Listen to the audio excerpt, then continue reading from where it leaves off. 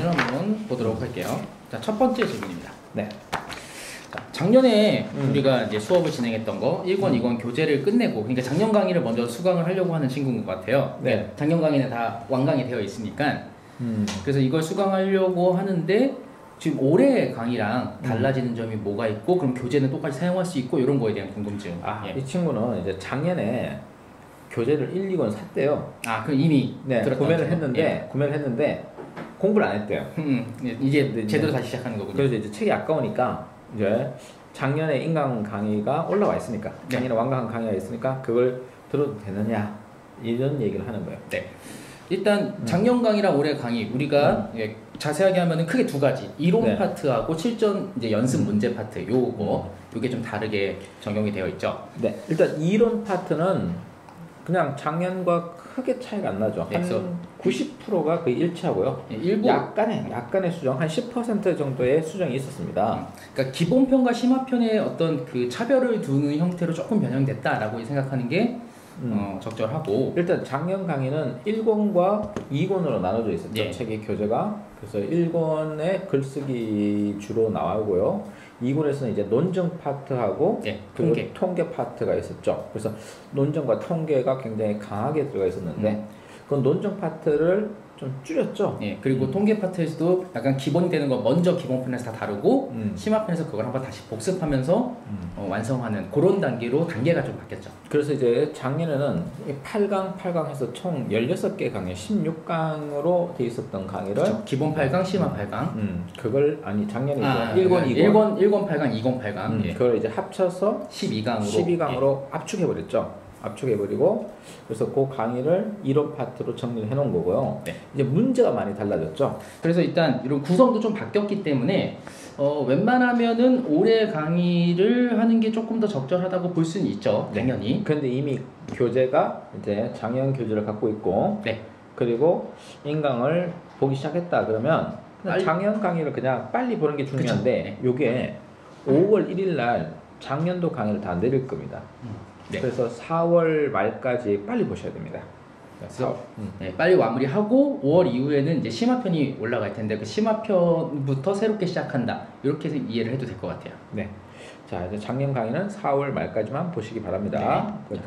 마무리하고 이제 새로운 강의가 올라갑니다. 다음 질문. 베껴쓰기. 자, 베껴쓰기 굉장히 중요한 그 과정인데, 요거에 대해서 어떻게 해야 될지를 잘 모르는 친구들도 꽤 있고, 효과가 뭔지 모르겠다라는 친구들도 은근히 있어요. 이게 목적의 베껴쓰기 목적을 잘 몰라서 그런 것 같아요. 그래서 이런 질문이 오는 거죠. 베껴쓰기를 할 거면 뭐 내용만 보는 거면은 그냥 내가 타이핑해도 됩니까? 이런 질문이 올라올 수 있는 거죠. 그래서 자, 우리의 결론은 안 됩니다. 절대로 그렇게 하면 안 됩니다. 손으로 쓰셔야 돼요. 손으로. 이거 마치 이런 거예요. 우리 어제 한예전 있었죠. 축구 보셨나요? 아니요. 저도 안 봤습니다. 안 본 자가 승리자라는데요. 어제는 지루했나요? 못해서 우리가 너무 못해서. 어쨌든 중요한 건 뭐냐면은 운동선수들이 이론서를 보면서 그래, 축구 이론이에요, 야 여기서 슛은 이렇게 해야지 해서 이론을 계속 글로 읽었다고 생각을 해보세요. 이 친구가 대회 나가서 과연 제대로 그 슛을 찰 수 있을까요? 그러니까 그런 거랑 비슷한 적절한 비유네요. 그러니까 우리는 실제로 시험장 가서 내 손으로 답안을 쓰는 그런 시험을 보게 되는 사람들인데, 그거를 실전에서 하는 방식이 아닌 다른 방식으로 한다. 요 문제가 있죠. 자, 이제 제가 베껴쓰기를 구성하게 된 그 이유를 먼저 들어볼게요. 자, 일단 우리가 지금 초딩이나 중딩이 아니잖아요. 그럼 이제 제가 논술을 가르칠 때, 야, 서론에서 첫 문장 이렇게 써, 두 번째 문장 이렇게 써야 돼. 그래서 자, 10문장 안에 논술을 끝낼 거야. 첫 문장, 두 문장, 세 문장, 이렇게 세 번째 문장, 네 번째 문장, 이렇게 유치하게 가르칠 수는 없잖아. 그런 거는 아주 기초 단계. 진짜 그러면 중딩 때 하는 거잖아요. 그러면 고등학생이라면 그 내용을 파악하고 그걸 써야 될 내용들만 딱 알면 문장을 써내야 될 거 아니에요, 그죠? 그러면 그거 어떻게 가르치면 쉽게 가르칠 건가? 내가 고민을 했어요. 그래서 이제 베껴쓰기의 장점을 이야기해 볼게요. 베껴쓰기는 첫 번째가 글씨를 교정할 수가 있어요.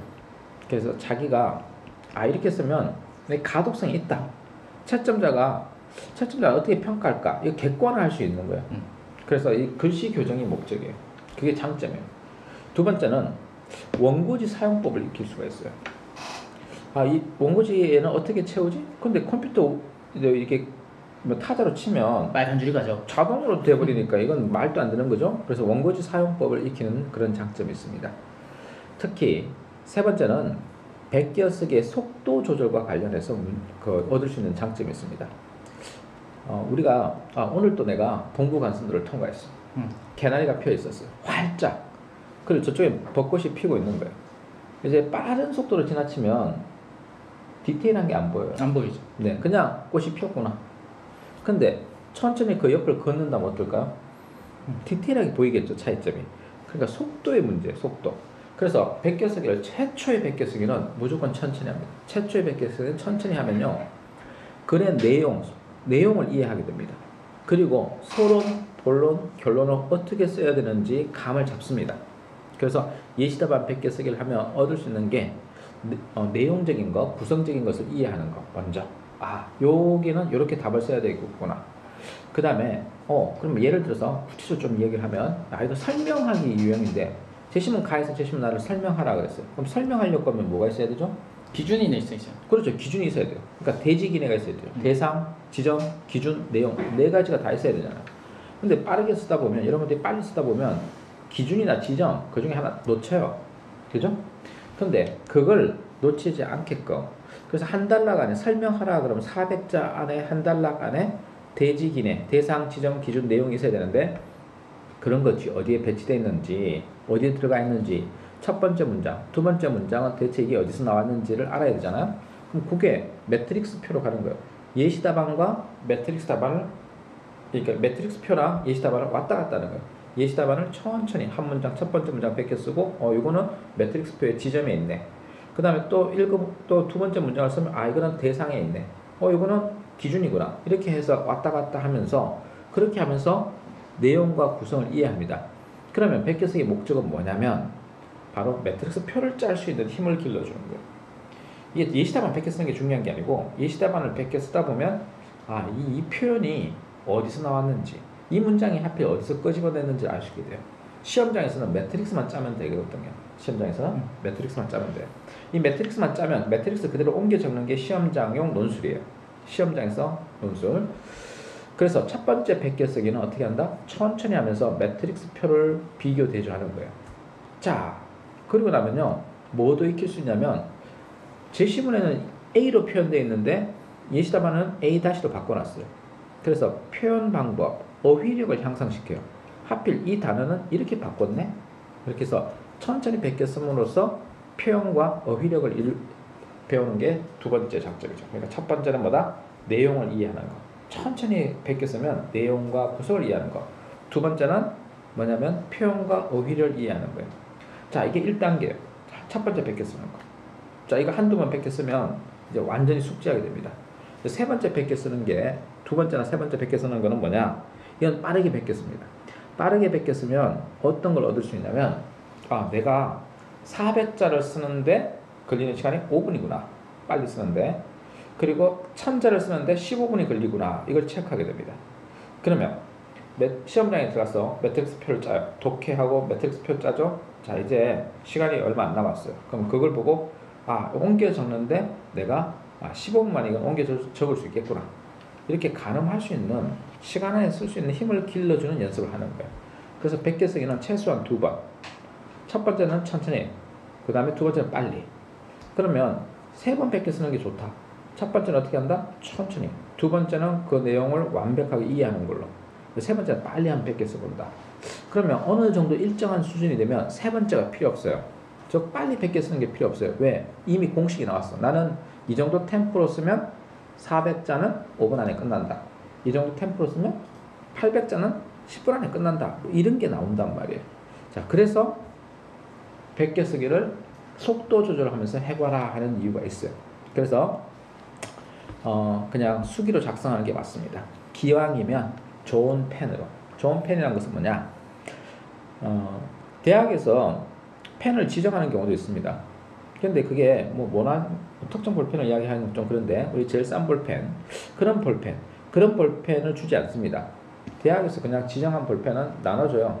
근데 중성펜 정도 나눠줍니다. 중성펜이나 수성펜 나눠주죠. 네. 네. 그리고 굉장히 좀 쓸만한 볼펜을 나눠줍니다. 그럼 그 볼펜으로 쓰는 연습을 해야 됩니다. 특히 경희대가 그렇잖아요. 다음에 연세대는 뭐 필기구를 그렇게 딱히 지정하지 않습니다. 그럼 연필 샤프도 가능하죠? 색깔만 맞추면 되죠. 그렇죠. 그럼 이제 자기가 좋아하는 펜으로 써보는 거죠. 자기가 평상시 잘 쓰는 펜으로 써보는 겁니다. 자, 근데 100개 쓰기를 만년필로 한 친구도 있어요. 만년필 그러니까 고가의 만년필이었어요. 몽땡땡 뭐 이런 볼펜으로 나도 없는 거. 그런 친구가 있던데, 그래서 그럼 왜 그렇게 하냐? 걔한테는 그냥 하나의 의식이죠. 그렇죠. 이게 글쓰기라는 것도 그냥 단순히 쓰는 게 아니라 내가 이제 글쓰기 행위를 할게라고 하면서 이게 약간 그 뇌의 구조를 싹 바꿔버리는 거죠. 그렇죠. 그러면서 집중을 더 할 수 있게 이런 것도 은근히 효과는 있긴 있습니다. 네. 그래서 이제 100개 쓰기 해봐라. 정말 도움이 될 거다 하는 겁니다. 그 다음 질문 넘어가 볼까요? 네, 다음 질문은 재수생입니다. 자, 그러니까 3학년 1학기와 2학기 성적 차이가 나겠죠, 당연히. 2학기 때 아무래도 좀 소홀했을 가능성이 높으니까. 네.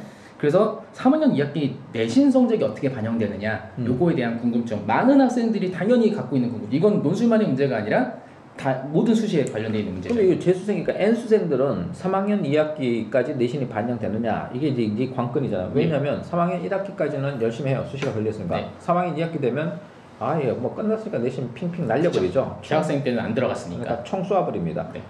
거꾸로 재수를 각오한 학생들은 기를 쓰고 2학기를 잘 본다고 해요. 성적을 확 올릴 수 있죠. 네. 뭐 큰 차이는 안 나지만. 네. 자, 결론은 뭐냐? 학교마다 다릅니다. 이게 반반쯤 돼요. 예, 반반. 그래서 저희도 참 뭐라고 딱 얘기하기 너무 힘든 거예요, 사실은. 이게 하나 딱 통일돼 있으면 좋겠는데 이 학교만 좀 달라요. 그래서 3학년 1학기까지만 반영하는 학교도 있고 3학년 2학기까지 포함해서 반영하는 학교도 있습니다. 네, 1학기까지 반영하는 학교는 대표적인 학교가 예, 있죠. 성균관대, 네. 홍익대, 이화여대가 3학년 1학기까지 반영하는 걸로 되어 있죠. N수생들도 3학년 1학기까지만 반영하겠다 이거죠. 2학기까지 반영하는 학교가 중앙대, 경희대, 외대, 동국대 등 이렇게 있습니다. 근데 이것도 과거에 그랬다는 것이지 올해도 그런다는 보장은 없습니다. 바뀔 수도 있어요. 네. 그러니까 이번에 좀 있으면 발표됩니다. 모집 요강, 입시 요강이 정확하게 발표되는 게 4월 중순부터 이제 나오기 시작하는데 거기서 정확하게 파악을 해보셔야 돼요. 이건 논술뿐만 아니라 모든 수시 전형에 대해서 입시 요강 계속 확인을 해야 되는 게, 단적인 예로 내신 반영비율이 매년 바뀌는 것도 그렇죠. 그렇죠. 그러니까 내신에 아예 반영하지 않는 학교는 뭐 1학기 학기 뭐 신경 쓸 필요가 없는 거고. 그렇죠. 뭐 연세대나 뭐 건국대나 항공대는 그렇죠. 내신을 아예 반영하지 않으니까 그건 신경 쓸 필요가 없는데. 그 연대세를 써야겠네요. 그렇죠. 연세도 좀 써야겠네요. 연세대 건국대는 써야 되겠네요. 네. 네. 자, 그래서 뭐 내신 반영비, 이거 다음 얘기 아니구나. 어쨌든 중요한 건 우리가 가장 확실한 건 입시 요강이 나왔을 때 그걸 정확히 확인하고요. 그리고 나서 더 궁금증이 있으면 모르겠다 그러면은 우리가 한번 알려주긴 할 텐데 입학처에 전화해서 물어보세요. 친절하게 알려줍니다. 네, 저희가 한번 정리해서 알려주도록 할게요. 네. 그 다음 볼까요? 자, 내신이 7등급인 삼수생입니다. 논술을 지원해도 될까요? 뭐 늘 있는 질문이죠. 이거는 이런 질문들은 7등급. 아유, 가슴이 아프네요. 7등급이면 내신에서 점수가 아무래도 좀 많이 깎이는 편이긴 하죠. 어느 학교든지 간에. 그냥 확 깎이죠. 네. 7등급부터 확 깎입니다. 그래서 뭐 삼수부터 혹시 비교 내신 되는 학교가 있으면 일단 가능성이 좀 높아지죠. 근데 논술 일단 100%인 대학, 연세대, 일단 논술 100%면 건국대? 괜찮다. 뭐 홍익대는 항공대, 이건 논술 100%니까 그건 괜찮은데요. 네. 그 외 대학들 중에서 나는 생각나는 대학이 있어요.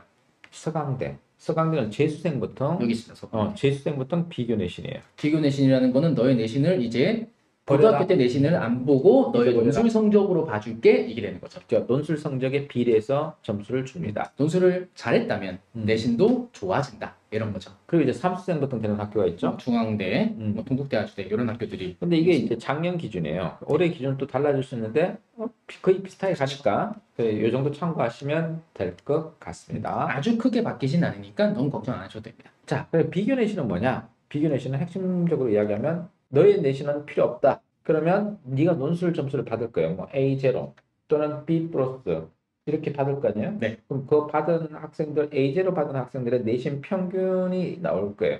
그러니까 응시했고 A0를 받았는데 걔네들 내신이 3.1이다. 그러면 그냥 3.1 평균을 너가 받게 되는 거예요. 그런 것도 있고 또 특이한 이제 한양대 같은 경우가 좀 특이한데 한양대는 비교 내신 할 때 물론 삼수생은 안 되긴 하는데 한양대 비교 내신은 논술 성적에 비례해서 그냥 등급을 정해주는, 예를 들어서 논술이 A다. 그러면 너는 1등급 해줄게. 논술이 B다. 너 2등급 해줄게. 이렇게 하게 됩니다. 자, 이제 요거 질문 계속 올라오는데 네, 그렇죠. 요것도 이해를 잘 못하나 봐요. 네. 이게 사실 이거를 처음부터 정확하게 그러니까 원래 하는 방법을 먼저 알려주고 이걸 나중에 알려주면 좀 헷갈림이 덜 할 텐데 보통 이거를 먼저 알려주잖아요.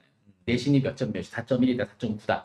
그러면 어느 정도 된다. 이걸 먼저 얘기하고 사실은 근데 이렇게 계산해. 이렇게 하니까 뒤에 거를 잘 기억을 못하는 경우가 좀 많은 것 같긴 해요. 그러니까 보통 우리가 내신 4.1이다, 4.9다, 뭐 내신이 2점대다 이렇게 얘기하는 거는 다 결과가 나오고 합격생들을 보니까 그렇더라. 이런 거예요. 네. 실제로 내신을 반영할 때는 그렇게 반영하는 게 아니라 각 과목별로 하나하나 다 점수화시켜서 반영하니까 이 4.1이라는 등급은 존재하지 않죠. 어떤 과목이든 내신 성적에 4.1이라는 건 나오지 않잖아요. 자, 국어가 4등급, 네. 수학이 5등급, 영어가 2등급, 뭐 사탐이 3등급 이런 식이잖아요. 네. 근데 그걸 이제 단위수 곱하고 그 다음에 나눠버리면 평균값을 내면 이제 뭐 4.1, 4.9 이렇게 나오는 거죠? 그런 게 나올 수 있는데 그거는 결과적으로 그렇다는 거고 실제로 내신 점수를 계산할 때는 너 국어 몇 점, 수학 너 몇 등급이니까 몇 점, 몇 등급이면 몇 점 이렇게 해가지고 점수를 따로따로 부여해서 다시 합산을 합니다. 그래서 결과적으로 4.1과 4.9면 이 정도 점수가 나오겠네라고 예상하기는 해요. 뭐 아주 큰 차이는 안 나긴 하죠, 사실은.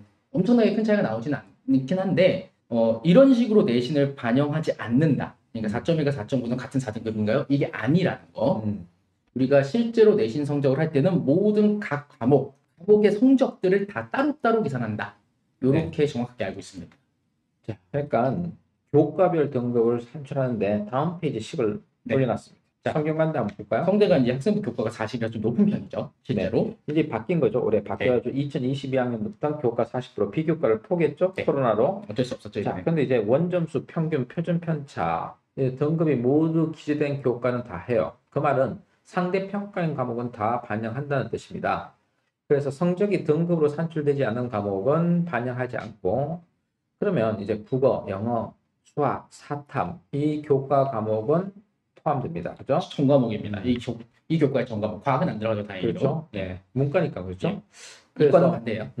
근데 또 특징이 뭐냐면 학년별 가중치를 주는 경우가 20%, 40%, 40%는 그냥 학종 얘기고, 과거에 성대는 20%, 40%, 40%였어. 1학년, 2학년, 3학년 1학기가. 그런데 이제 올해부터는 바뀌었어요.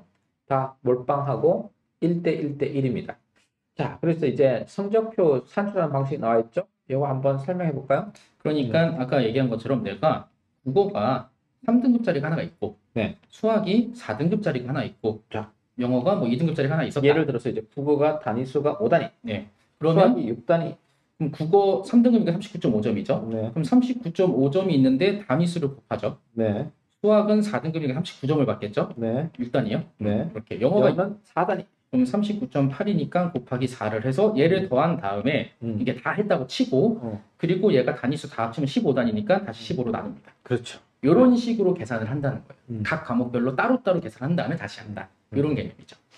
그래서 이제 편의상 이렇게 계산하는 식은 데이터를 넣어봐야 알겠죠, 그죠? 여러분 엑셀로 해가지고 딱 넣어봐야 아는데, 근데 이제 그런 거 귀찮아요. 계산할 줄 몰라요. 그러면 그럼 간단한 계산식으로 평균값이 4.1과 여기 한 표시 볼까요? 4.1과 4.1과 4.9 사이면 4.9면은 그럼 4등급에 39점에 가까울 거고, 그 다음에 38점에 가깝겠죠. 약간씩 가깝겠죠. 평균값으로 계산하는 거니까 그게 우리가 근사치로 생각해 볼 수 있는 게 그렇죠? 그러면 4.1등급은 대략 38.1점 정도 나오고 가깝게. 여기 4.1등급은 여기 나와요.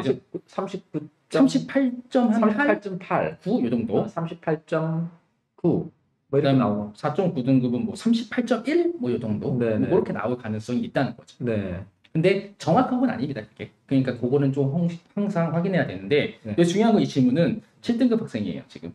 자, 그럼 7등급으로 가면 문제가 난리 났네요. 20점을 받죠. 40점 만점에 20점인데 성대는 아무래도 상위권 학생들이 많고 성대는 그래도 1등급인 학생들이 지원하는 1등급인 내신 1등급인 학생들이 그냥 합격하는 비중이 7% 이하입니다. 근데 뭐 그리고 그렇다 하더라도 대부분 학생들이 3등급에 많이 몰려 있어요. 3등급 또 4등급 때 4등급, 5등급에 몰려 있어요. 상대는. 그러면은 거의 39점 정도가 나온다는 얘긴데 평균값이 그쵸? 합격자의 평균값이 39점 정도 나온다고 생각하면 돼요. 그러면 격차가 19점, 거의 20점 정도의 격차가 나오죠. 100점 만점에 20점 정도, 19점 19점 벌어지겠네요. 그러니까 7등급인데 뭐 7점 몇 뒤로 넘어가는 게 있을 수도 있으니까. 이게 올해부터 이제 그럼 7등급에 합격하기 힘든 구조가 됐죠. 왜냐면 이게 작년, 재작년만 해도 8등급도 합격하고 그랬거든. 그러니까 논술을 만점 받아도 좀 힘든 그런 상황이라고 볼 수도 있어요. 어쩌면.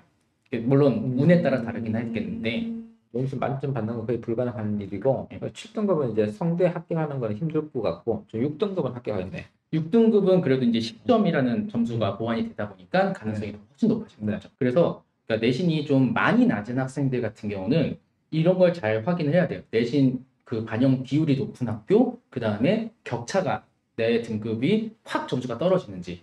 우리도 기준을 4등급으로 놓고 격차를 계산했는데 19점이잖아요. 그러니까 꽤 큰 거죠. 그 재밌는 학교가 있어요. 서강대. 서강대는 9등급이면 몇 점 주죠? 0점이죠. 예. 그럼 8.75등급이면요? 8등급 때는 근데 점수를 확실히 줍니다. 예, 있죠. 네. 그래서 8등급 때가 합격합니다. 서강대. 거의 기본 점수가 있는 학교랑 다른 거죠. 네. 대신 9등급한테는 기본을 주지 않겠다. 9등급이면 지원하지 말라는 소리예요. 네. 보통은 다. 근데 9등급이 올 9등급 나올 수는 없죠. 그렇죠. 올 9등급 나올 수는 없습니다. 그런가요? 네, 이때가 올 9등급을 본 적이 없어요. 통계적으로 모든 과목을 다 꼴등을 해야 되는데 네. 가능한가? 네, 그런 일은 불가능하니까 그래서 사실상 계산해 보면 있잖아요. 거의 6.9, 뭐 7 이러면 있잖아요. 그냥 제 꼴찌 등급이죠. 그러니까 보통, 내신 아예 안 한 거죠. 보통 내신 아예 안 했다고 생각하면 됩니다. 그 정확한 그 점수는 보통 대학교에서 이 점수를 계산해주는 프로그램을 제공하는 경우가 많아요. 입학처 홈페이지 같은 데 보면. 입학처 홈페이지 가면 있습니다. 예. 그래서 넣어 보면 우리가 보통 인터넷 검색하면 나오는 점수 있잖아요. 네. 그 점수가 대학교 입학처에 가서 내 내신 넣어가지고 나오는 점수, 그 점수를 의미하는 거니까 합격자 평균과 몇 점 정도 차이가 나는지를 한번 미리 산정해 보는 거.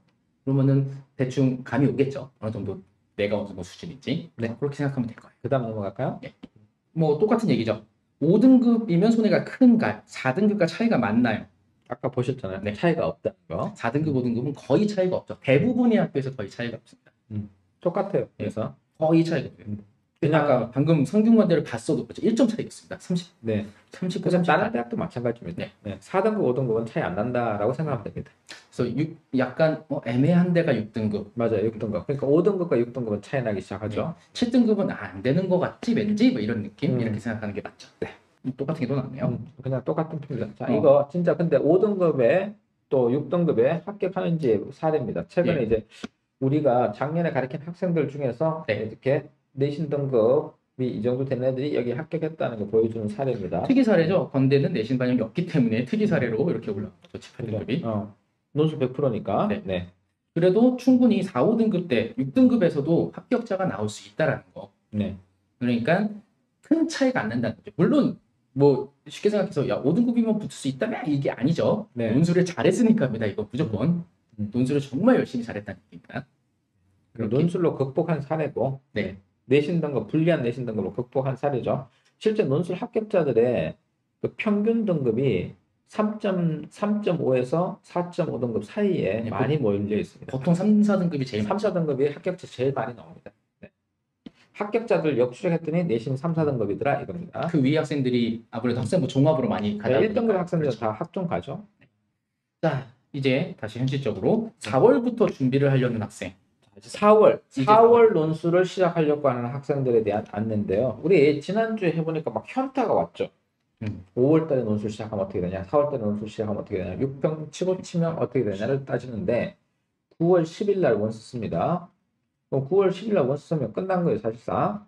그런데 시험은 10월달, 11월달에 시험 치니까 9월달 한 달 준비해서 10월달 시험 치는 거니까 9월달 스타트는 되게 그거는 뭐 완전히 자기가 논술의 신이라고 생각하던가 붙을 가능성이 없는데 도전하는 거와 똑같은 거죠. 그럼 이제 현실적인 마지노선이 있을 거예요. 논술 준비하는데 몇 달이 걸린다고 생각하세요? 최소 그래도 그러니까 아주 난 하루 종일 논술만 할래. 이게 아니고서는 대부분 그게 아닐 테니까 최소는 정말 6개월도 빠듯하긴 한데 6개월 벅차죠. 네. 네. 그래도 지금 현실적으로 봤을 때는 6개월은 잡아야 됩니다. 지금부터. 6개월이 마지노선입니다. 네. 그러면 어떻게 되느냐? 4월 달에 스타트한다 그러면 4월, 5월, 6월, 7월, 8월, 9월 딱 6개월이네요. 근데 이제 중간고사, 기말고사를 거의 한 달 정도 있다고 해서 빼는 재학생 같은 경우는 거의 한 달이 날아가죠. 그럼 4개월이네요. 중간고사, 기말고사 뭐 조금 빼면 합쳐서 한 달이니까 5개월? 네, 5개월. 10월 한 달이 있다고 치면 6개월 이렇게 되긴 하는데 또 10월에 수능 공부하느라고 논술이 잘 될까요? 그럼 이제 안 되죠. 노골적으로 한번 물어볼게요. 너는 사탐 1등급이니? 그러면은 가능성이 좀 있는데? 그렇게 왜냐면 그럼 사탐 1등급 나와? 이걸 물어보고 싶어요. 네. 근데 사탐 1등급 받기 위해서 몇 달을 공부했어? 근데 논술을 합격하면 논술 몇 등급 나와야 될까? 그 등급을 따진다면? 논술은 이제 1점 몇 등급이죠. 네, 논술은 1등급 나와야 되죠. 왜냐하면 1등급이면 상위 4%잖아요. 근데 논술을 합격하는 거는 2% 안에 들어야 되잖아. 2%, 3% 안에 들어야 되니까 0.5등급 안에 들어야 되는데. 그러니까 야, 이게 쉽지 않아. 그런데 어떻게 사탐 하나를 하는데도 3개월 몰빵해도 1등급 나오기 힘들잖아요.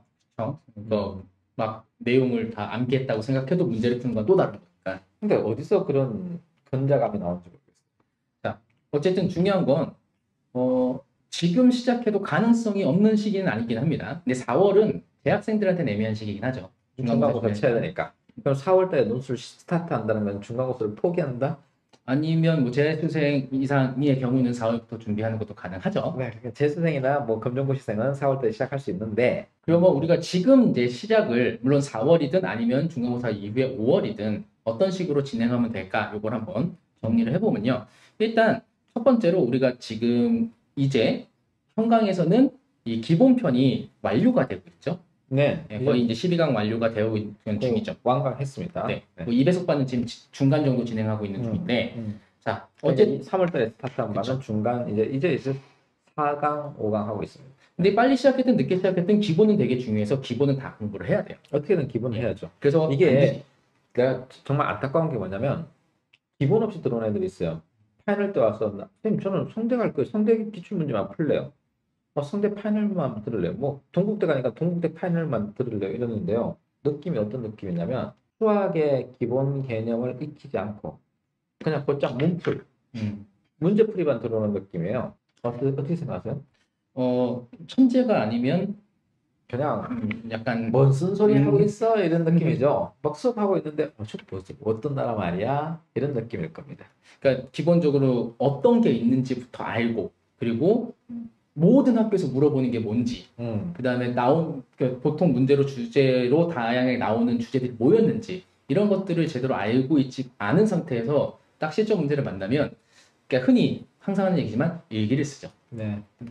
그래서 에세이 쓰죠, 에세이. 그래서 처음 이제 중간에 처음 들어온 학생들이 이제 글을 쓰는 거 지침을 특별하게 안 받고 글을 쓰면은 진짜 논술 답안이 아닌 그러니까 글 자체를 정말 못 썼네 이게 아니라 야, 논술 답안을 이렇게 쓰는 건 아니야 이런 글들 꽤 있어요. 그러니까 진짜 일기 쓰듯이 자기 수필 쓰듯이 이런 경우가 있거든요. 네. 그러니까 그런 것들은 충분히 공부를 하고 와야 됩니다.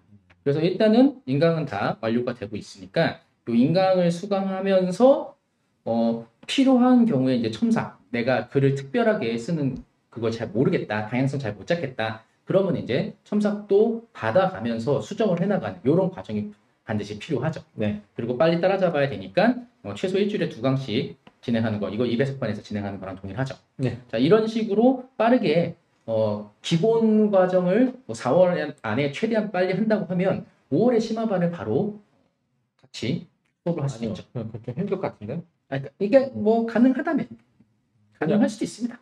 2강식에도 일주일에 2강식에도 있잖아요. 6주가 걸리니까. 그런데 이제 중간고사를 보잖아요. 그러면은 한 2주를 뺐다고 치고 그렇죠. 그럼 5월 말에 돼야지 완료가 될 수도 있습니다. 이게. 그렇죠. 거의 5월 말쯤 되는 거죠. 그런데 저는 뭐냐면 이렇게 하면서 심화편을 같이 수업하는 건 가능할 수 있다고 생각해요.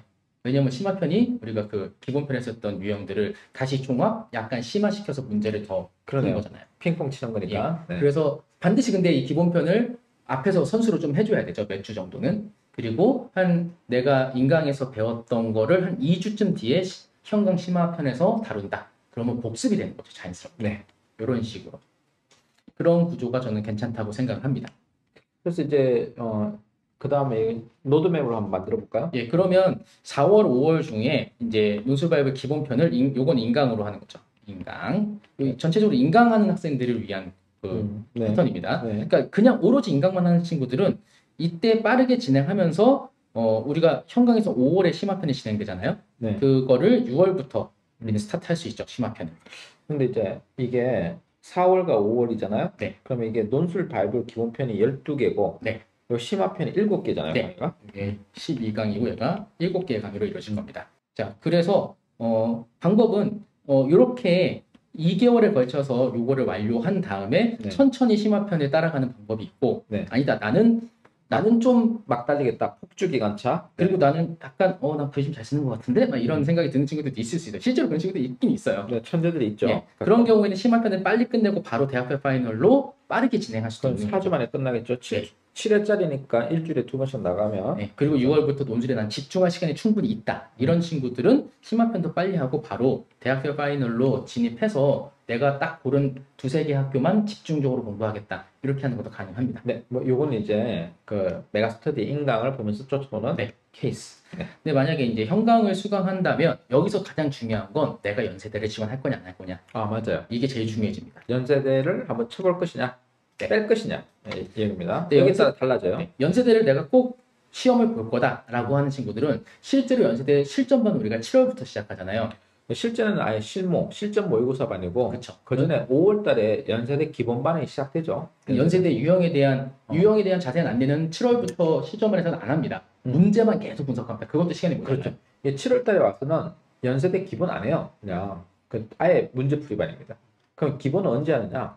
5월 달에 합니다. 우리가 연세대를 준비할 수 있는 반을 5월에 개강을 하죠. 심화반이랑 같이 개강을 합니다. 그래서 네. 이제 강의 2개 있겠네요. 연세대를 위한 연세대를 준비하는 학생들을 위한 연세대 응시반. 연대 준비반이 하나 있고, 그다음에 연세대를 빼고 나 연세대 시험 치지 않을래요 하는 학생들을 위한 심화반. 그냥 일반 심화반. 네, 일반 심화반. 두 개로 갈라지겠네. 3가지가 있죠. 사실은 이제 2배속반이 하나 더 생깁니다. 아, 그렇죠. 그건 이제 5월 시작 아예 스타트하는 반도 있을 수 있어요. 그렇죠. 속성반, 기본 속성반이죠. 근데 5월에 처음 시작하는 학생들이라고 해도 난 연대를 치겠다 그러면은 예를 수강해야 돼요. 그러면서 기본편은 인강으로 따라오는 방법을 해야지 이거 안 하고 기본편 한 다음에 7월에 연대로 들어갈게요 라고 하면 추천하진 않습니다. 사실 그 방법은. 네, 못 따라올 수 있습니다. 예. 네. 그러니까 우리가 기본편은 완전 기본을 보완하는 건 인강에 있으니까 인강을 통해서 자기가 스케줄링을 잘해서 효율적으로 따라올 수 있거든요. 그래서 현강을 들으려고 하는 학생들, 근데 연세대를 나는 꼭 지원하겠다라고 하는 친구들은 연세대 준비반을 반드시 수강하는 게 좋습니다. 네. 추가적으로 수리 논술 있는 상경계열 하려고 하는 친구들도 마찬가지로 연세대 준비반에서 그 수리 논술에 자주 나오는 개념들을 수업을 할 거거든요. 그러니까 그렇게 수강을 생각해도 될 거예요. 자, 로드맵을 한번 보면은 연세대를 수강하겠다, 시험 보겠다. 그 친구들은 현강에 5월부터 연세대 준비반을 진행한다고 하면 지금 남은 기간 동안 인강으로 최대한 몇 강까지는 해야 될까요? 적어도 1강부터 많으면 8강까지 하면 좋습니다. 여기서 많으면 8강까지 뭐 6강까지 한도 상관없겠죠. 일단 여기까지 인강으로 보고 나서 연세대 수업을 들어오면 조금 더 수월해지긴 할 거예요. 4월 달에 보고 네. 들어와야죠. 그리고 남은 거는 연세대반 하면서 이제 병행해서 남은 강의를 통계는 이제 연세대 가서 배우면서 통계를 다시 배우면 되니까요. 그러면 자연스럽게 7월에 연세대 실전반, 연세대 우리 실전 문제 풀이반 요걸 한 다음에 이제 마지막에 연세대 파이널로 넘어가고 끝나면 대학교 파이널로 넘어가고 이런 식으로 구성이 되겠죠. 연세대 실전반 오면 막 속된 말로 후달릴 겁니다, 그냥. 그러니까 그 논제 자체가 조금 어려워요. 그 글 자체가 좀 어렵죠. 제시문 자체가. 그래서 작년에도 해보면 7월 달에 막 연세대 간다고 의욕적으로 와서 허걱하고 그냥 다 튀어나가죠. 도망가 버립니다. 네, 한두 주 정도 수업하고 이거 내가 그냥 다루기가 힘든 거구나 이렇게 느끼는 경우가 좀 있었어요. 네, 그래서 이제 기초부터 잘 가르쳐주는 선생님들 반으로 이동을 하죠, 애들이.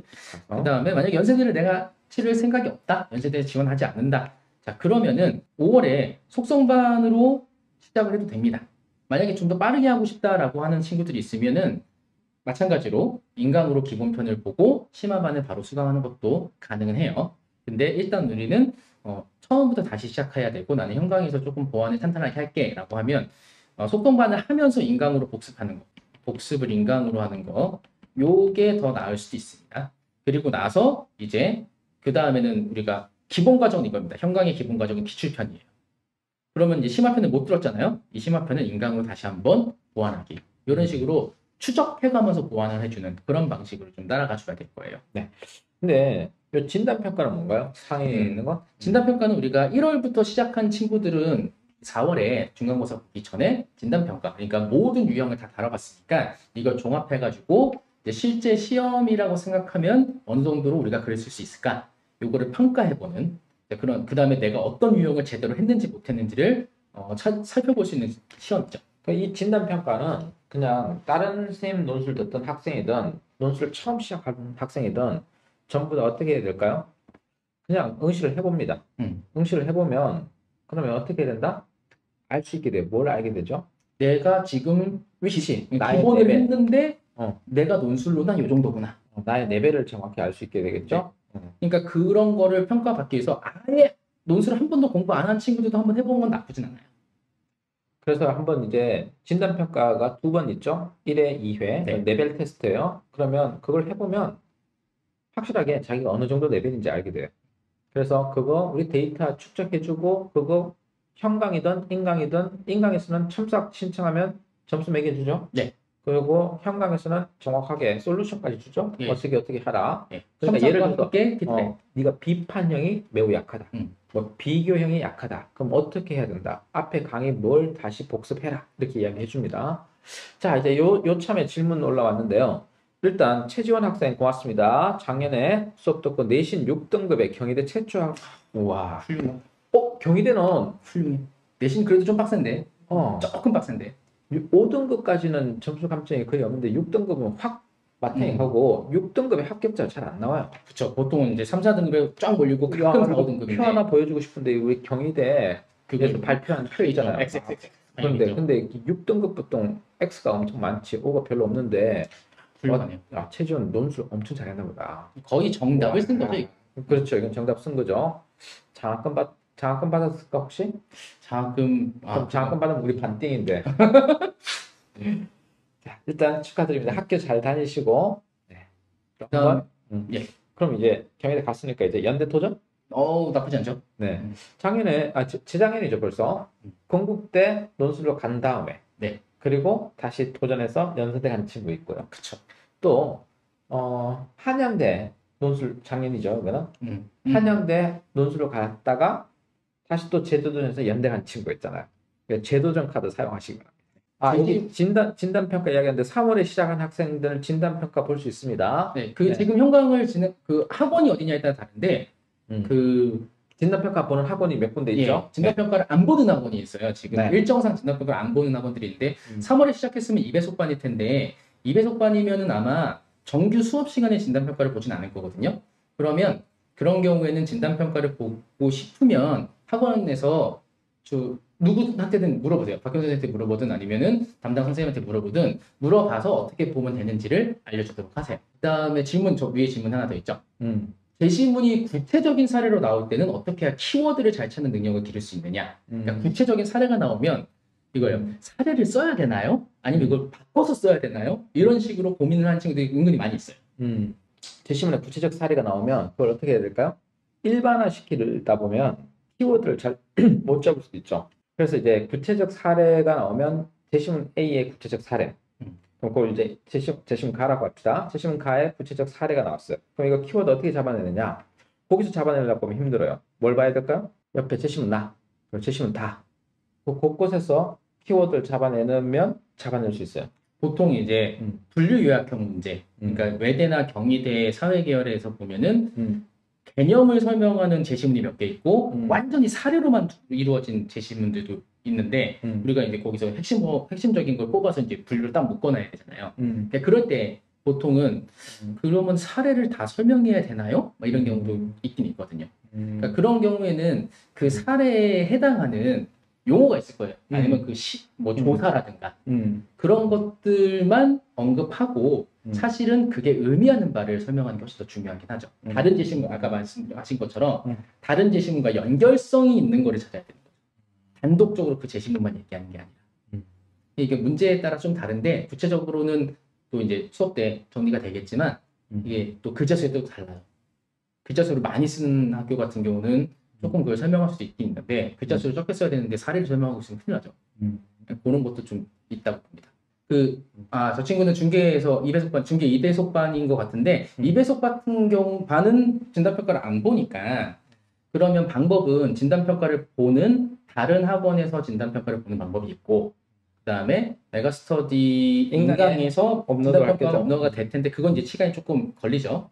바로는 아니죠. 어차피 중간고사 봐야 되니까 중간고사 이후에 진단평가를 메가스터디 인강에서 치르는 방법도 있고 또 하나 다른 방식으로 해줄 수 있는지는 저희가 뭐 생각은 해볼 텐데 일단은 2배속반이면은 안 됩니다. 2배속반이면 진도 나가야 돼요. 진단평가 보는 것보다 진도 더 중요합니다. 그렇죠. 네. 그래서 진도 나가는 거에 좀 집중해 주시기 바랍니다. 네. 질문은 이제 생산성 있는 질문, 정말 궁금한 질문들을 올려주시면 좋겠어요. 이제 명인에서도, 중계 명인에서는 정규반에서는 진단평가를 2회를 다 봅니다. 지금 12강까지 다 진도가 끝나면 그 다음 주에 진단평가 1회, 그 다음 주에 진단평가 2회 이렇게 봅니다. 최저 맞출 과목만 공부해도 괜찮을까요? 일단 일단 기본적으로 반수란 말은 대학을 다닌다는 말이잖아요. 네. 이미 돌아갈 곳이 있어요. 돌아갈 곳이 있으니 정시는 생각 안 해도 되는 거죠. 네. 그러면 논술로 이제 히트를 칠 거다. 그러면 최저 맞출 과목만 하면 됩니다. 그리고 전략적으로 1등급 하나 찍을 수 있는 과목을 공부하고요. 대충 봐서 3등급 맞출 수 있는 거 하나 있으면 됩니다. 그죠? 가장 손쉬운 선택이 사탐과 영어죠. 대학 가면 어차피 영어는 해야 되니까 영어 공부하고 논술에는 사탐이 필요하니까 사탐을 하고. 그렇죠. 그러면 사탐과 논술로 이렇게 1, 3 이렇게 맞추거나 2 맞추면 되죠. 그런데 상위권 대학을 노린다? 그러면 국어죠. 국어나 수학 중에서 자신 있는 거. 맞아요. 국어가 안 되는 친구들도 있고 예, 반대의 경우 있어요. 수학을 오히려 잘하는 친구들이 있어요. 네, 그렇죠. 수학을 잘하는 친구들도 있고 수학이 맹탕이거나 국어를 잘하는 경우도 있죠. 근데 이번에는 수학이 등급 받기가 좀 많이 어려워진 상황이라 상황적으로 봤을 때 확통을 해야 될 텐데 확통이 미적분에 비해서 상대적으로 등급이 불리할 가능성이 높아서 물론 미적분 선택하는 인원 자체가 아주 뭐 압도적으로 많은 건 아니라서 등급 밀리는 게 아주 크진 않을 거예요. 왜냐면 미적분 선택하는 애들 중에도 못하는 애들은 분명히 있거든요. 자, 이제 반수 논술 할 것 같으면 최저 맞출 과목만 공부하세요. 그냥 딴 거 쳐다보지 마세요. 네. 대신 영어 사탐은 반드시 웬만하면 영어나 사탐은 해야죠. 그리고 사탐도 한 과목만 하면 돼요. 저기 2과목 다 보는 학교는 굉장히 드물죠. 뭐 성경은 어쩔 수 없는데 대학교 다니면 지금 다니고 있으면 당연히 영어 수업도 하고 고등학교 때보다 조금 더 어려운 영어 공부를 분명히 1학기 때 했을 테니까 회화도 많이 했을 거고 그러면 영어가 오히려 더 도움이 될 수 있죠. 예.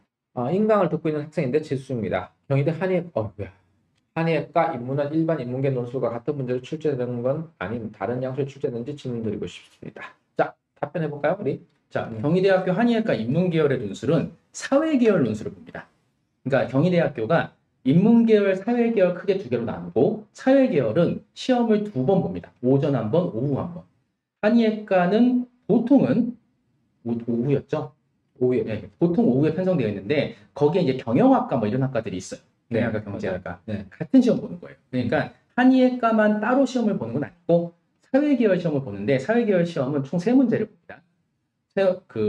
경영, 경제, 뭐 호스피탈리티를 다 같은 시험 보는 거예요. 1번이 분류 요약 문제. 대략 400에서 500자 정도죠. 그 다음에 2번이 평가 문제. 그래서 한 600자 정도 쓰는 거고, 그 다음에 3번이 수학 문제입니다. 네, 수학은, 그냥 인문계열, 보통 일반적인 문과 계열 정도의 그 단원에서 나온다고 보면 되고, 최근에 원래 확통을 잘 안 내다가 작년에 확통을 냈어요. 그래서 다시 확통을 냈지 않는지 잘 모르겠어요. 근데 수학 문제가 예전에는 되게 단단했는데, 조금 단계가 어려워지곤 있습니다. 아주 조금.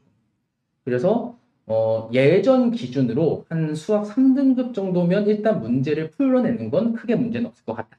근데 그거보다 더 등급 높으면 더 잘 풀 거다. 대신 수학만 푸는 게 아니라 수학 계산은 그러니까 아주 어렵진 않고 그걸 가지고 재시문 하나를 다시 평가하는 이런 형태의 유형이고요.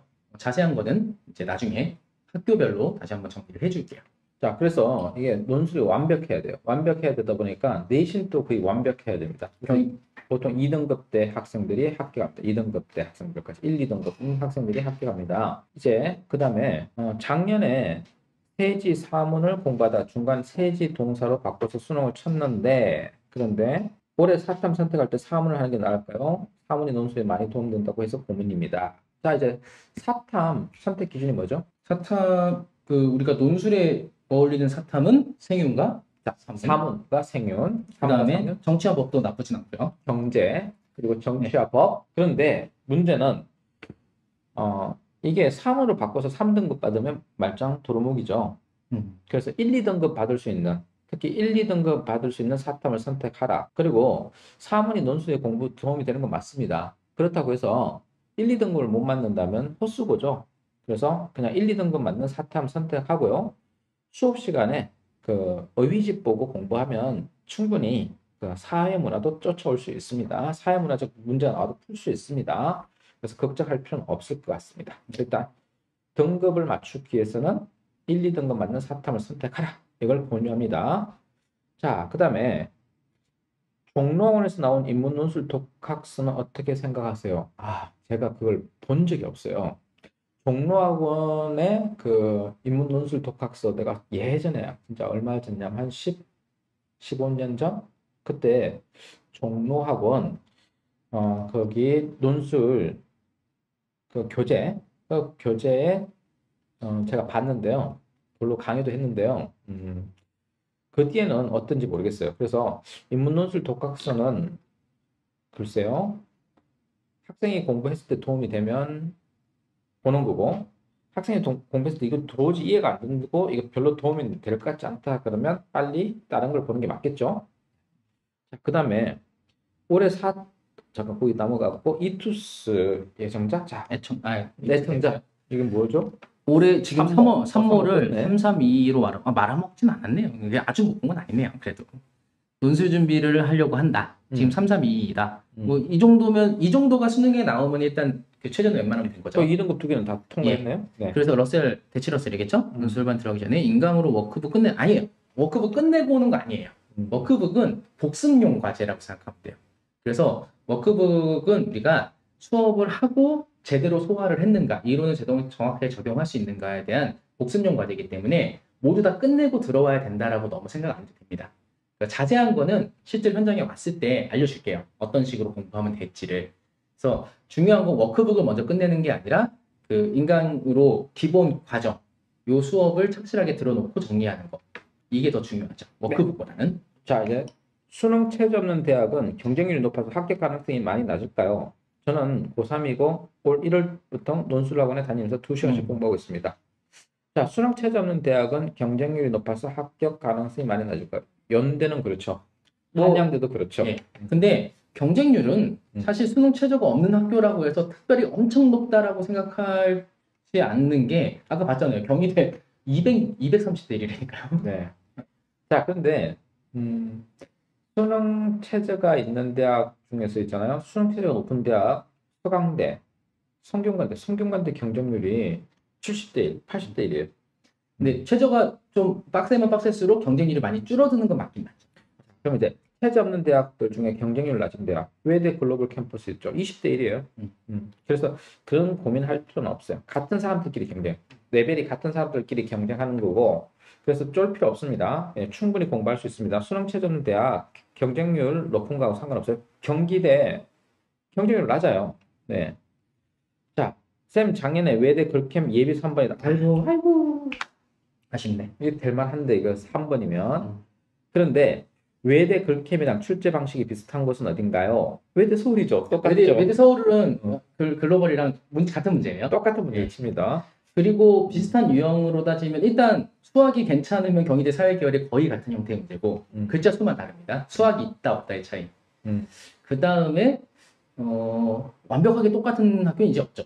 네. 그런데 진짜 추론 문제를 자꾸 묻죠. 추론하다 이거 묻죠. 그래서 추론적 사고 굉장히 많이 강조하는 학교입니다. 그리고 외대 문제를 잘하면 잘 많이 연습하면 동국대 유사합니다. 그리고 저는 성균관 때까지 노려봐도 된다. 통계만 한 번 더. 수능 너무 높잖아. 그러니까 만약에 예를 든다면 이런 거죠. 그래서 지금 빡세게 준비했어요. 2등급 투기를 만듭니다. 그래서 외대 서울 캠퍼스 도전하는 겁니다. 할 수 있습니다. 하는 김에 수학을 했다면 경희대 사회계열. 네.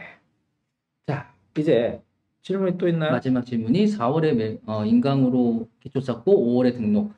4월, 그러니까 지금 4월은 아무래도 진도가 다 마무리되는 시기라서 웬만하면은 새로 시작한다면 5월이 저는 더 깔끔하긴 해요. 대신 그때 인강을 보고 있어야죠.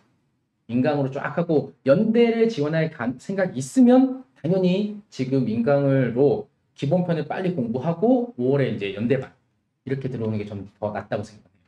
근데 이런 친구들을 위해서 중간고사 이게 고3 자 고3이에요 아니면 재수생이에요? 이거 보통 올려볼까요? 4월에 근데 인강을 기초로 한다니까 아무래도 재학생 아닐 수도 있을 것 같은데요.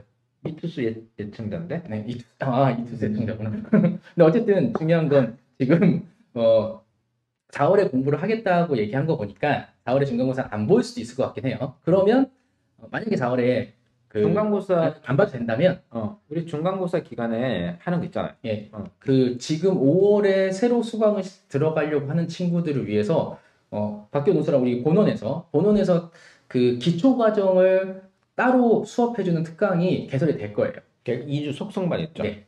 이거는 인강을 보면서 내가 첨삭만 받는 걸로 첨삭을 계속 위주로 할게요 하는 것도 있고 아예 처음부터 기본편 자체를 완전히 다 따로 정리를 한번 해주세요 라고 하면 그런 수업도 있어요 지금. 네. 그리고 다음 주에 시작을 합니다 실제로. 이게 이제 인강으로 이게 인강 완강률이 굉장히 낮아요. 그래서 보다가 힘들죠. 그렇죠. 의지가 약하고 또 질문하기도 좀 그러니까 그래서 그런 친구들을 위한 프로그램이 있죠. 네. 그래서 고3 현역 이처럼 일반고 2점대 후반. 그럼 잘하는데. 일반고 2점대 후반이면 학종과 교과는 안 땡기죠. 그러면 아예 이제 정시 올인해야죠. 교과는 없다고 보고 학종까지 다 버렸으면 정시와 논술이네요. 그렇죠. 정시와 논술인데 그러면 정시 공부 몰빵하고요. 그리고 논술은 4월 달에 인강 빨리 볼 수 있으면 좋겠는데 네. 볼 시간이 있으려나 모르겠다. 4월에 인강을 여기가 12강이니까 총 적어도 절반 이상은 볼 수 있도록 하면 제일 좋고 그리고 5월에 연대반 들어오면 제일 좋겠네요. 일단은. 이 정도면 연대반 가도 되겠죠. 연대반으로 묻고 싶은 게 수학이 3월 모평 때 몇 등급 나왔나요? 아까 3, 3, 2니까 그 친구군요. 네, 3등급이면 나쁘지 않아요. 수학 할 수 있을 것 같아요. 충분해요. 수리 논술 될 것 같고요. 영어 2등급이니까 영어 해석됩니다. 그죠? 연대반을 5월에 오는 거를 저는 추천을 하고 그 전에 기본편을 최소 6강에서 8강 정도까지를 4월에 끝내고 오면 더 좋겠다. 그러면 나머지는 우리가 현강에서 수업을 하면서 지침 다시 한번 주도록 할게요. 그리고 혹시 모르니까 또 이게 일반고인데 이게 또 강북 쪽이냐 또 강남 쪽이냐 조금 살짝 다를 수도 있잖아요. 그래서 학종이 잘 되는 학교도 있고 안 되는 학교도 있어요. 그렇죠. 2등급 후반에 가능성이 학종이 잘 되는 학교도 있잖아요. 일반고일지라도. 그래서 그렇게 학종을 좀 버리지는 마세요 아직. 네. 근데 보통 해보니까 이제 동국대 이하의 대학으로 가요. 이렇게 되는 게 숭실대나 국민대 뭐 이 정도 되는 것 같아요. 이제 그게 마음에 안 든다는 거죠 지금. 목표를 지금 어느 정도 높게 잡은 상태니까 지금은 그러면 이제 선택을 이렇게 했다면 연대반 중계 명인의 연대반 생길 거예요. 우리 지난주에 조사했잖아. 중계 명인의 연대반 됩니다. 5월달에 강의 만듭니다. 네. 그래서 기본과정 수강한 학생들 1월달이나 3월달에 스타트해서 기본과정 수강 학생에 한해서 들어올 수 있습니다. 지난주에 못 왔던 친구 중에 하나인가? 그런가 보네요.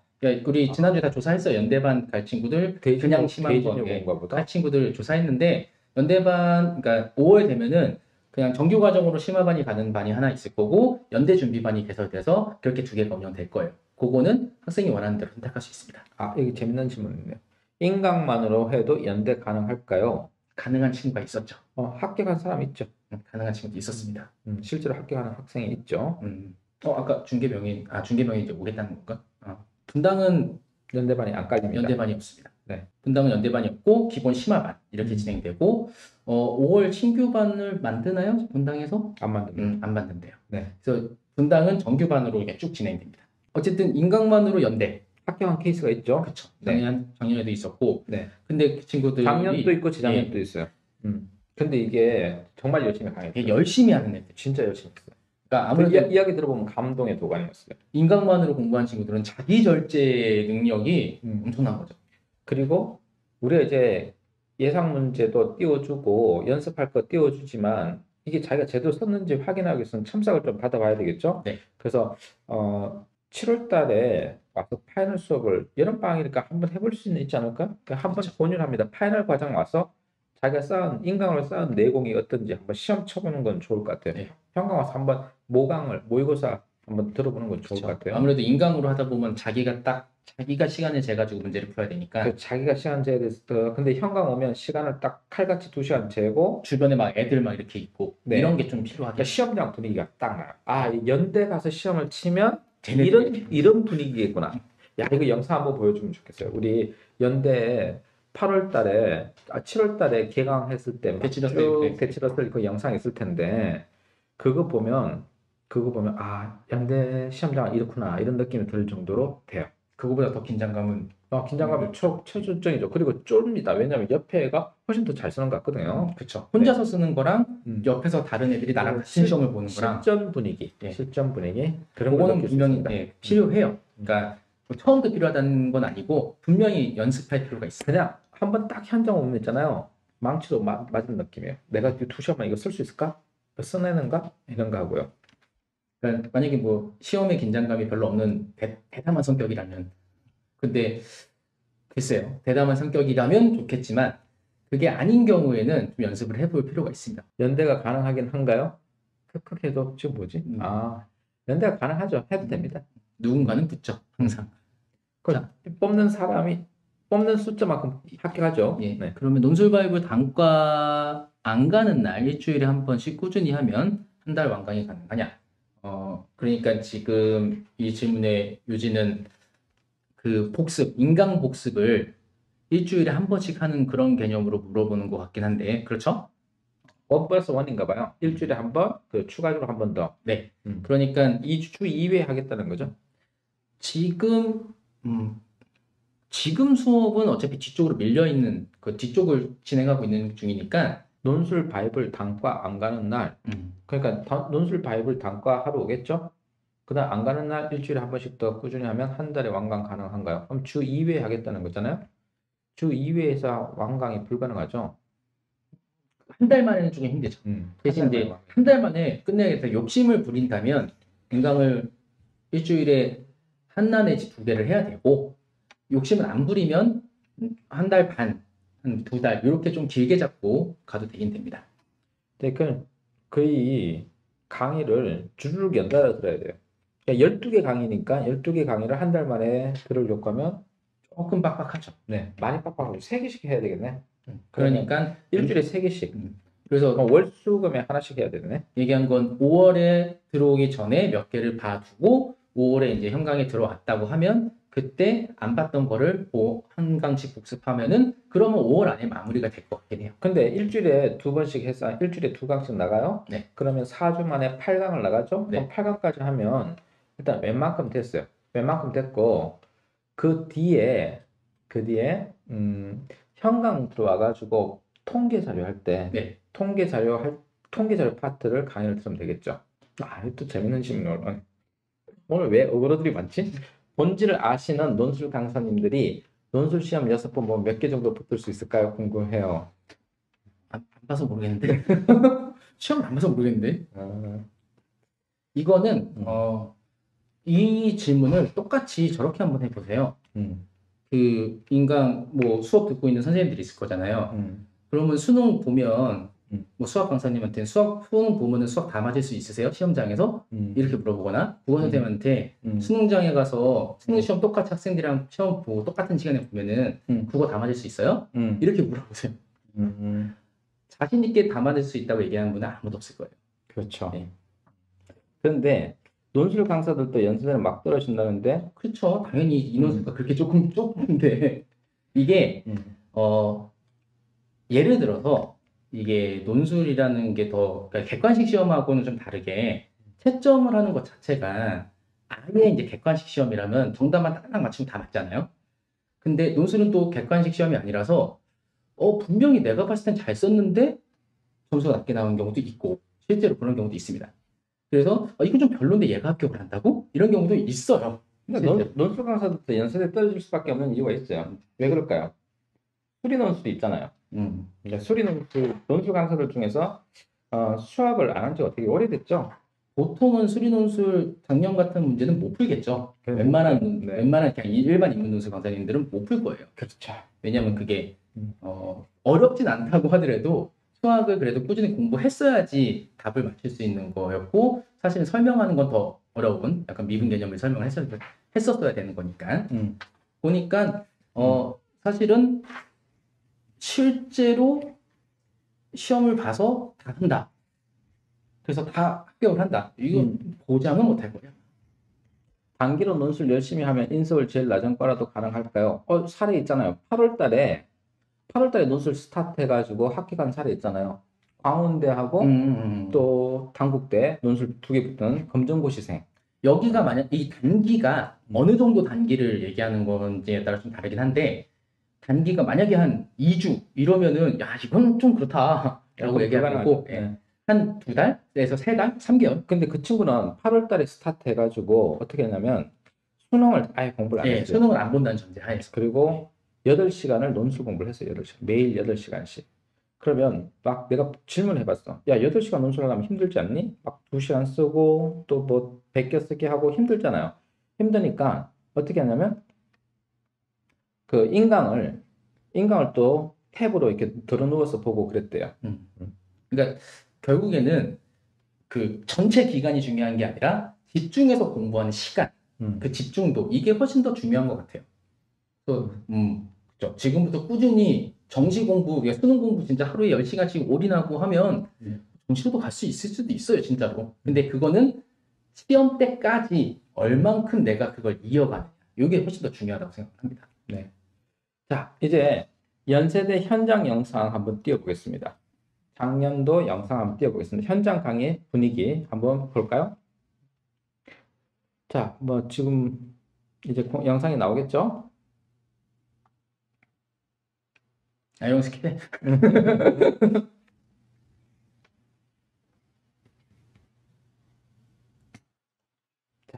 자, 작년 8월 10일 날 서울 대치동에 대치러셀이죠. 네. 여기는 왜 근데 강남 메가스터디라고 써 있을까요? 과거에 그 강남 메가스터디였기 때문에 우리는 그냥 대치러셀이라고 부르는데. 네. 자, 저기 이제 연대반 수업 장면입니다. 그죠? 저기서 이제 2시간 동안 글을 썼어야 된다는 거죠. 네. 우리는.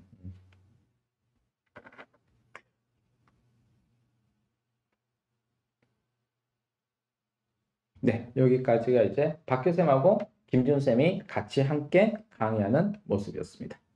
수리논술은 이제 김준쌤이 강의를 하죠. 아까 질문에 대해서 다시 이제 보충 질문했네요. 아까 제가 말씀드린 것처럼, 그러니까 진짜로 객관식으로 따닥딱 답만 맞추는 시험이면 뭐 어느 정도 이상은 할 텐데 논술은 정말 아까 얘기한 것처럼 채점 기준이 있음에도 불구하고 약간 어떻게 써야지 합격을 할까가 정말 미세하게 갈릴 때가 있어요. 근데 이제 문제는 이게 강사들이 쓰면 티가 나요. 조금 티가 나긴 하겠죠. 노티가 나요. 노티가. 쓰는 단어나 막. 단어 수준도 다르고 노티가 나가지고 이거 논술 강사 아니면 이거 늙은이가 썼다 뭐 이런 느낌이 들 거예요. 그렇게 티가 날까요? 그게? 티가 납니다. 실제 티가 납니다. 그래서 그런 것 때문에 걸러지기도 합니다. 자, 그게 노베도 지금부터 꾸준히 하면 인서울 낮은과 정시로도 갈 듯. 당연하죠. 그러니까 아까 얘기한 것처럼 진짜 근데 꾸준함이 중요해요. 정말 그러니까 꾸준히 하면이 쉽게 쓴 말이지만 아니요, 진짜 어려워. 저기는 정시로 가겠다는 거잖아요. 그러니까, 꾸준히 한다는 것 자체가 정말 어려운 일이라는 거예요. 그래서 지금부터 지금 5월, 4월 달 이제 시작되죠. 그럼 4월 달부터 수능 때까지 열심히 하면 인서울 낮은과 가죠. 인서울 낮은과 가려면 국어, 수학 뭐 영어 사탐 전부 3등급 나와야죠. 3등급 정도가 3등급이 쫙 나와주면 가능하죠. 그러면 가능하죠. 네. 자, 이제 시간이 질문에 답변하다 보니까 이제 시간이 벌써 많이 지났네요. 네. 그래서 오늘은 여기까지 하는데요. 자, 다음 주에 다뤄둘 주제가 있으면 질문해 놓으세요. 그럼 다음 주에 답변을 꼭 달아주겠습니다. 네. 자, 여기까지 박기호 논술입니다.